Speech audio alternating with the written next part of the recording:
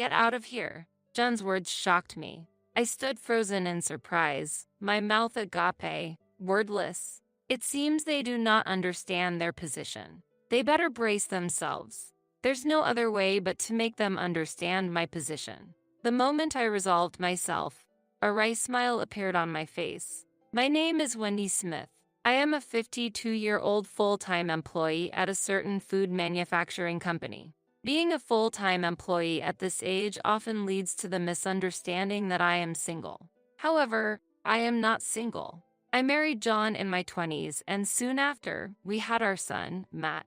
Matt has since become independent and is married. Currently, I live happily with John and my mother-in-law, Diane, just the three of us. But it's not without its problems. Diane has aged and her legs have grown significantly weaker. There are often times when I need to support her. However, John tends to ignore his mother's condition. She's your mother. Don't you think about helping? When I asked, John turned his face away. I wish he would be more considerate of the family. Especially lately, I've felt this way more frequently. John works as a graphic designer, currently freelance, but he used to work in the creative department of an advertising agency. That's where we met, when he came to my company on business. Do you have any questions? John asked me. This part is a bit. Oh, I'm sorry, I shouldn't be commenting as an amateur.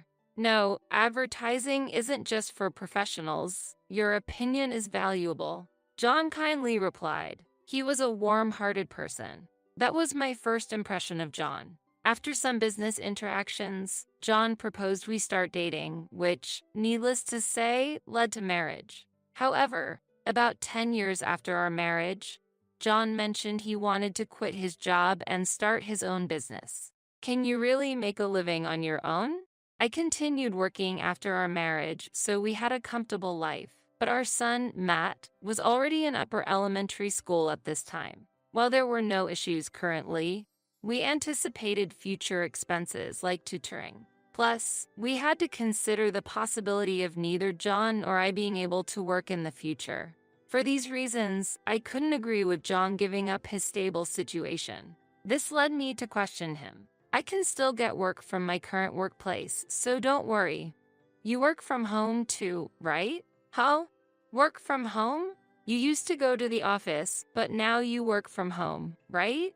Indeed, I had transitioned to telework after getting married, primarily to ensure I had time at home and to prioritize household chores. There was a vacancy for the company's online store operations, which suited me perfectly. Thus, I decided to continue teleworking. However, John seemed to misunderstand that I had quit my job to do a side business at home. That's not a side business. It's just my job being done from home. No need to exaggerate. Whether it's a side job or not, it's still proper work. No matter how many times I explained, John wouldn't accept it. As a result, our conversation ended without resolving his misunderstanding. We had several discussions afterwards, but John never changed his stance. In the meantime, John quit his job and started his own business.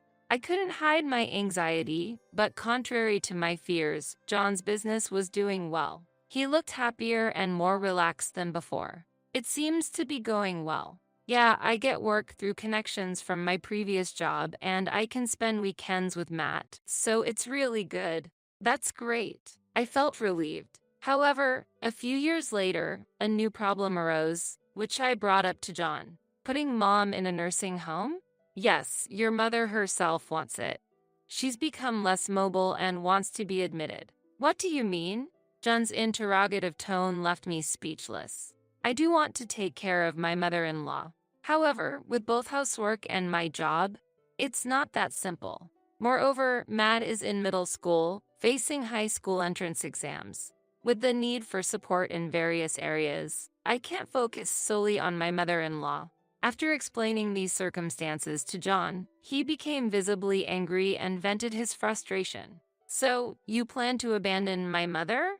It's not like that, but your mother herself. But that's what it comes down to, isn't it? If it's too hard, you could just quit your side job. I was at a loss for words to John's remark. In reality, Our household's financial situation depends on my income. John contributes, but it's a small amount. If I quit my job, we wouldn't be able to make ends meet. However, I couldn't convey this reality to John. He has a high pride, and knowing I am the main breadwinner might upset him like a child. It could lead to divorce, and in the worst case, he might leave the house. In that case, I wouldn't be able to take care of Matt and my mother-in-law alone. So, I remained silent. This silence marked the end of the discussion. Even if we didn't send my mother-in-law to a nursing home, my burden wouldn't increase. Indeed, her mobility has declined, but she can still manage most of her daily life on her own, and there are few situations where she needs my help. If she can sit in a chair, she can even cook. Therefore, having my mother-in-law at home to help with household tasks was actually more helpful for me. As time went by, Matt graduated from high school and moved out for college. My burden was significantly reduced, and gradually, I could pay more attention to my mother-in-law. One holiday, we planned to go shopping at her request. I asked John to drive us. "Hey, could you drive us? I'm going shopping with your mother." "Sorry, I have work today," John said, dressed in a suit, but something felt off. "What's with the suit?" "Oh, this. I got it new. It was a bit expensive, but it's important to look the part as the owner," John explained. I understood his reasoning, but it had been quite some time since he started his business. It made me wonder. I recalled an internet article suggesting that sudden changes in attire could be a sign of infidelity. Yet, there was no concrete evidence. Reluctantly, after seeing John off, I went out with my mother-in-law in a taxi, but couldn't stop thinking about John all day. Was he really having an affair? Since then, I've had my doubts about John. I thought about confronting him directly when the opportunity arose. Days passed without him showing any suspicious behavior. Time simply flowed on. Eventually, Matt informed us of his employment and later his marriage. Despite this, I couldn't find any solid proof of John's infidelity. I can't find evidence of infidelity, but now that Matt has his own family, maybe it wouldn't be a problem if we divorced. Just when I was contemplating this, my mother-in-law injured her leg going to the bathroom at night. Fortunately, the injury wasn't severe, but she was quite shaken and suddenly brought up this topic. "I've decided to go to a nursing home after all, and I have a request for you." The situation was completely different from before. If I chose divorce, my mother-in-law could be left alone. This thought made me unable to refuse her request. I decided to act according to her wishes. That was 6 months ago. Since then, I've been visiting my mother-in-law every weekend. After all, I'm concerned about your mother and can't bring myself to think about divorce. Muttering to myself, I returned home. "I'm back." "Ah, Mom, welcome back," Matt said. His wife, Sarah, was also there. "We've been waiting for you, Mother. Why are Matt and his family here?" Wondering, I asked Matt, "Matt, why are you here?" Well, just as Matt was about to answer, John appeared from behind and said to me, "You're so heartless. I've considered divorcing you and called everyone here." "What do you mean?" "It's about Mom. You haven't fulfilled your duties as a wife." John raised his voice. I trembled in shock. "But your mother." Before I could argue, John interrupted. "No excuses. From now on, you're moving out, and Matt's family will live here." Stunned by his declaration, Sarah added insult to injury by yelling at me, "Yeah, disappear quickly. Annoying parasite." I was dumbfounded, unable to form a response. I felt an impulsive need to argue back. So, it was true. My feelings were not accepted. John didn't care about me at all. That's why he could say such things with ease. Why did I endure all this? Without much thought, I realized I should have divorced sooner to avoid this humiliation. It was too much. I had to show them my worth by any means necessary. With a bitter smile, I said, "Understood. I'll leave." I declared this and left the room, glancing sideways at them. I went straight to my room, grabbing only a change of clothes and my work laptop, along with my bank book and a few valuables. I packed the essentials in a travel bag. "Are you really planning to divorce?" Yes, I am, I replied, picking up my luggage. After a moment of contemplation, I proposed to John. I've decided. We'll divorce amicably for $10,000. If that's unacceptable, I'll hire a lawyer and deal with it thoroughly. It might be modest for adultery compensation. However, I didn't have the energy to fight with John at this point. So, I deliberately offered terms favorable to John. Why should I pay compensation? Because you're the one who brought up divorce. But I stared at John as he hesitated. Smiling, I said, then, shall we go through a lawyer?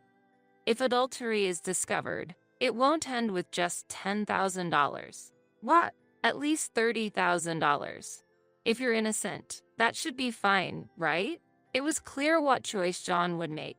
It was a strategy that risked everything. Seeing John grit his teeth in anger, I was internally convinced. He must have been unfaithful, but I couldn't obtain proof. Therefore, I decided to bluff as if I had evidence to pressure John. What will it be?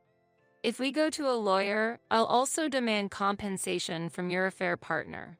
I don't want to cause unnecessary worry for your mother. I'd rather not escalate the issue, but, faced with these words, John reluctantly replied, fine. I'll pay $10,000 within this week. That's fine. I'll come back on the weekend and then we can, settle the divorce papers. Saying this, I slipped past John with a smile and left the house. Afterward, I headed to a nearby cafe to start looking for a new place to live. My options were limited to a short-stay apartment. Guess I'll settle for this for now. Reluctantly renting a short-stay apartment, I decided to stay there for the time being. On the promised weekend, I went to my in-laws' house where John was. When I rang the doorbell, Sarah appeared. Oh, what brings you here? Just here to pick up some things. And to take things like the divorce papers. I see. Sarah's dismissive attitude was evident. I couldn't understand why Matt married someone like her. Entering the house, John was waiting with an envelope on the table. Here's the divorce paper. The compensation is also enclosed. Understood. Inside the envelope were the signed divorce papers and a bundle of $10,000, which I put in my bag. I'll leave the moving of my room's items to a mover. Do whatever you want. John was clearly in a bad mood, despite being the one who suggested divorce. I couldn't understand why he was dissatisfied. Shaking my head, I proceeded with the moving preparations. When all was done, I handed John a bank book. This is the account book for depositing living expenses. I've been doing it until now, but from now on, please make sure to deposit it directly. I get it. John almost snatched the bank book from my hands, acting like a child. I sighed internally and headed to where Matt and Sarah were in the living room. I have something to tell you. I don't have anything to say to you, though. Here, take this. When I took out the bank book, Sarah's attitude changed instantly. What? Are you giving us money? No, that's not it. This is the account book for living expenses. Oh, is that so? Sarah's disappointment was palpable. Matt will deposit the living expenses there for you to use. So tedious. Annoying. Sarah muttered under her breath. Pretending not to hear, I told her, the management of living expenses for John and the rest of the family will now be your responsibility. Understand? Yes, I got it. Sarah responded without much enthusiasm. I left there with a sigh. After handing over the account book for living expenses and obtaining the divorce papers, my connection with John and his family was severed. I felt a sense of relief. A few days after that exchange, while I was working in my room, my smartphone rang unexpectedly. Who could it be? At such a busy time. I sighed and checked the screen to see it was Matt calling. Isn't it his work hours? It was just past 10 a.m. There was still time until lunch break, so it might be an emergency. With that thought, I pressed the answer button. Hello, Matt? Is something wrong? Hey, Mom, where are you? I'm at home. What's up? I asked, only to be met with an unexpectedly loud response from Matt. The account is empty. What's going on? Surprised by the volume, I momentarily pulled the phone away from my ear. Putting it back, I asked, "Are you talking about the account I set up for living expenses?" "Obviously. Why is the account empty?" "We can't make ends meet like this." Indeed, that was the case. I deliberately left the account empty. The contents were from my income, and I felt no obligation to leave anything for them. Thinking this, I asked Matt, "Haven't you deposited any living expenses yet?" Matt struggled to find words in response. Something was off. What was happening? I asked again for confirmation. "So, you haven't deposited any living expenses, have you?" "That's right. I thought you would take care of it." "Why would you think that?" "We no longer share the same life," I pointed out. Matt fell silent at my words. I continued, "I should have made it clear to Sarah as well. You were supposed to deposit money for your own living expenses. You did say that, but what's so difficult about contributing your earnings to the family?" At that moment, Matt whispered, "I got laid off." "What?" "Say that again?" "I lost my job. I have no salary." I raised my voice. "What? You got fired?" "That's right." The truth is, he started explaining why he had returned home. Matt spoke about the events that led to his return home just before it happened. He had made a significant mistake at work. Normally, a mere mistake wouldn't lead to dismissal. However, it seemed Matt tried to blame his subordinate for the failure. Revealing the mistake would mean losing a chance for promotion and facing a salary cut, a blow to his pride. Driven by selfish motives, he attempted to shift the blame. But his actions were quickly discovered, leading to his inevitable resignation. "What about severance pay or unemployment benefits? Can't you live off those?" "There's nothing left. I've used it all up." After losing his job, Matt had been dipping into his savings to scrape by. He mentioned that living on unemployment benefits made life easier than expected. He should have found a new job during that period.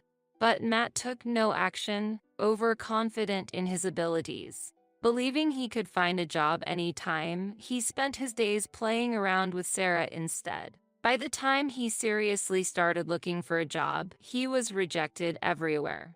In this dire situation, John's offer to move in came. I was planning to live off Dad's money. But upon arriving, Dad firmly said he had no money. "That's unfortunate. Mom, could you just deposit this month's living expenses in the account?" Matt pleaded. I replied, "You're joking, aren't you?" "This is not joke. I'm serious." "Well, if this is not a joke, it's payback then. You all kicked me out, remember?" My firm words silenced Matt for a moment. However, he quickly retorted, "It was Sarah and Dad who kicked you out. I had nothing to do with it. You did nothing to stop it. Reflect on that. Goodbye." After ending the call, I set my phone to block his number. Hopefully, this would make them reconsider. Smiling, I waited for any contact from the other two, but received nothing from Sarah. About a month has passed since my separation from John. I might get some contact from John. Glancing at the calendar, I realized it's the end of the month. Perhaps I might hear from him today. Holding on to that expectation, my smartphone alerted me to a new email. It's here. The sender was John calling for a gathering. Fortunately, it was Sunday, and I had no plans. With anticipation, I headed to the designated meeting place, guessing what John might propose. I was curious about how he would react when he knew everything. Upon arriving at the designated cafe, John was already there. "Sorry for being late." I greeted him with a smile and took a seat opposite him. Next to him sat Sarah. She looked displeased as I examined her. "Don't stare at me like that." "Sorry, but what's the reason for all of us to be here?" "It's about an important discussion related to our household's financial situation." Sarah frowned and was clearly upset. "That's bound to be the reason, I suppose." I thought to myself, looking at John. He started to speak hesitantly. "Actually, we got a call from the real estate management company." "Do you know anything about it?" "Real estate management company? What about them?" As I posed the question, Sarah looked at me angrily. Pointing at me, she raised her voice. "You must know something. Be honest." Even if you say that. I pretended to be confused. John leaned forward. The real estate company mentioned something about rent, but we own our house. That's true. When I told them it must be a mistake, they even brought up suing us, John said, tapping the table with his finger, his anger evident. Seeing his frustration, I decided to reveal the truth. Did you actually deposit the living expenses? Yes, I did. That's a lie. If you had, we wouldn't be in this situation. I counted, and John's face showed surprise. Smiling, I shared the truth.